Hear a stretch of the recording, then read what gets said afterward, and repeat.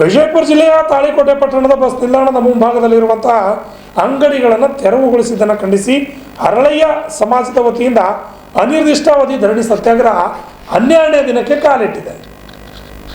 12ನೇ ದಿನಕ್ಕೆ ಕಾಲಿಟ್ಟಿರುವ ಕೂಡ ಅಧಿಕಾರಿಗಳು ಇದ್ರ ಬಗ್ಗೆ ಗಮನ ಹರಿಸ್ತಿಲ್ಲ. ಯೋಚನೆ ಮಾಡಿ, ಒಂದು ಕೋರ್ಟಿಂದ ಆರ್ಡರ್ ಇದ್ರೂ ಕೂಡ ಆ ಅಧಿಕಾರಿ ಏನು ಮಾಡ್ತಾರೆ, ಅಲ್ಲಿರ್ತಕ್ಕಂಥ ಅಷ್ಟೇ ಆರ್ಡರ್ ಇದ್ರೂ ಕೂಡ ಅಲ್ಲಿರ್ತಕ್ಕಂಥ ಅಂಗಡಿಗಳನ್ನು ಕಿತ್ತಾಕಿಸ್ತಾರೆ.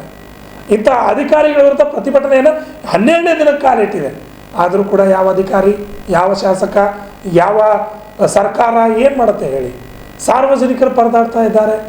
ಅವ್ರ ಹತ್ರನೇ ಟ್ಯಾಕ್ಸ್ ತಗೊಳ್ಳೋದು, ಅವರಿಗೆ ಇಡೋದು, ಇದೇ ಆಗಿಬಿಟ್ಟಿದೆ. ಯಾರೊಬ್ಬರು ಕೂಡ ಕೇಳೋರಿಲ್ಲ, ಹೇಳೋರಿಲ್ಲ. ಇಂತಹ ಸಂದಿಗ್ಧ ಪರಿಸ್ಥಿತಿ ಬಂದಿದೆ. 12ನೇ ದಿನಕ್ಕೆ ಪ್ರತಿಭಟನೆ ಕಾಲಿಟ್ಟಿದೆ. ಇದ್ರ ಬಗ್ಗೆ ಗಮನ ಹರಿಸುವಂತಹ ತಾಕತ್ತಾಗಲಿ ವಿವೇಚನೆ ಆಗಲಿ ಇಲ್ಲವೇ ಇಲ್ಲ ಇವರಿಗೆ.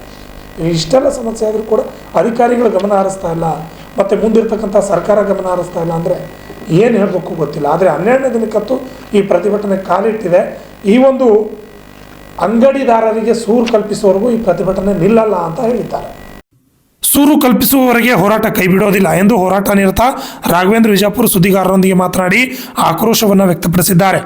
ಅನಿರ್ದಿಷ್ಟಾವಧಿ ಧರಣಿ ಸತ್ಯಾಗ್ರಹ 12ನೇ ದಿನಕ್ಕೆ ಕಾಲಿಟ್ಟಿದೆ. ನಮಗೆ ಸೂರು ಕಲ್ಪಿಸುವವರೆಗೆ ಹೋರಾಟ ಮಾಡುತ್ತೇವೆ ಎಂದು ತಿಳಿಸಿದ್ದಾರೆ. ಪ್ರಚಲಿತ ಸುದ್ದಿಗಳನ್ನು ತಮ್ಮ ಗಮನಕ್ಕೆ ಇರುವುದೆಂದು ನಾನು ಭಾವಿಸುತ್ತೇನೆ. ಈ ಮೂಲಕ ತಮಗೆಲ್ಲರಿಗೂ ನಮಸ್ಕರಿಸುತ್ತಾ ತಿಳಿಪಡಿಸುವುದೇನೆಂದ್ರೆ, ಶ್ರೀ ಶಿವಶರಣ ಸಮಗಾರ ಹರಳಯ್ಯ ಸಮಾಜ ತಾಳಿಕೋಟೆ ತನ್ನ ಕುಲಕಸಬವನ್ನ ನಂಬಿಕೊಂಡು ಸುಮಾರು 6 ದಶಕಗಳ ಕಾಲದಿಂದ ತಮ್ಮ ಜೀವನವನ್ನ ಕಟ್ಟಿಕೊಂಡು ಬದುಕುತ್ತಿದ್ದಾರೆ. ಇತ್ತೀಚೆಗೆ ಪುರಸಭೆ ಇಲಾಖೆ ಒಂದು ದಿನಾಂಕ 9/11/2024 ಒಂದು ಪತ್ರಿಕಾ ಪ್ರಕಟಣೆ ಹೊರಡಿಸುತ್ತೆ.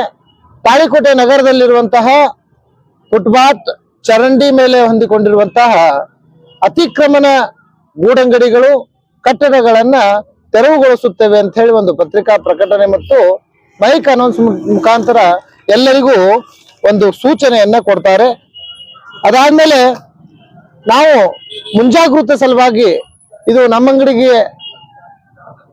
ನಮ್ಮಂಗಡಿನೂ ತೆರವುಗೊಳಿಸಬಹುದು ಅವರು ಅಂತ ಹೇಳಿ ವಿಚಾರವನ್ನ ಇಟ್ಕೊಂಡು ತಾಳಿಕೋಟೆ ಪುರಸಭೆ ಮುಖ್ಯಾಧಿಕಾರಿ ಅವರಿಗೆ, ತಹಶೀಲ್ದಾರ್ ಅವರಿಗೆ, ಮಾನ್ಯ ಜಿಲ್ಲಾಧಿಕಾರಿ ಅವರಿಗೆ ನಾವೊಂದು ಮನವಿಯನ್ನ ಸಲ್ಲಿಸ್ತೇವೆ. ಆ ಮನವಿಯಲ್ಲಿ ಈ ರೀತಿ ವಿವರಣೆಯನ್ನ ಬರೆದಿರ್ತೇವೆ.